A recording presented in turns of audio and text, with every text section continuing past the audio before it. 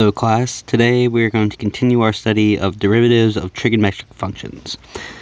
Last time we proved the derivatives for sine, cosine, and tangent. Today we are going to look at cosecant, secant, and cotangent.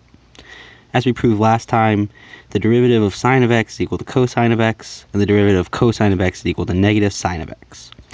Now using these two derivatives and these following identities plus our quotient rule, we are going to use them to prove the derivatives of the three other trigonometric functions. So let's start with the derivative of cosecant of x, which we are going to assume is equal to negative cosecant of x cotangent of x. Now the derivative of cosecant of x can also be written using the identity as the derivative of 1 over sine of x. Using our quotient rule, we end up with sine of x times 0 minus 1 times cosine of x over sine squared of x. This can then be simplified to equal negative cosine of x over sine squared of x.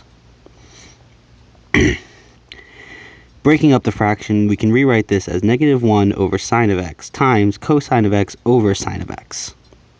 Using our identities, we know that this can then equal negative cosecant of x cotangent of x.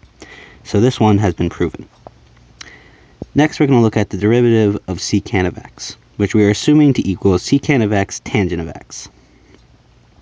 So starting with the derivative of secant of x, using our identity, we know the derivative of 1 over cosine of x. Again, this sets us up to use the quotient rule. So using the quotient rule, we end up with cosine of x times 0 plus 1 times sine of x over cosine squared of x. Simplifying this down, we end up with sine of x over cosine squared of x. Like before, we're going to break up our fraction. This can be rewritten as 1 over cosine of x times sine of x over cosine of x. Again, using our identities, we know that this is equal to secant of x times tangent of x. Once again, we have proven that the derivative holds true. Finally, we're going to look at the derivative of cotangent of x, which we're going to assume is equal to negative cosecant squared of x. So starting with the derivative of cotangent of x, we know we can use our identities to rewrite it as the derivative of cosine of x over sine of x. Again, we're going to use our quotient rule. Using our quotient rule, we find that this is equal to negative sine of x times sine of x minus cosine of x times cosine of x, all over sine squared of x. Simplifying this down, this equals negative sine squared of x minus cosine squared of x over sine squared of x.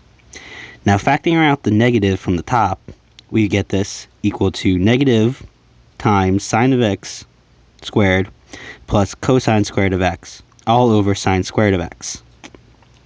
Using our Pythagorean identity, we know that sine squared of x plus cosine squared of x is equal to 1. So simplifying this, it becomes negative 1 over sine squared of x. Using our other identities, we find that 1 over sine of x is equal to cosecant of x. Using this identity, we end up with negative cosecant squared of x. Once again, we have proven our derivative to hold true. So that's the proofs of the three derivatives, and we will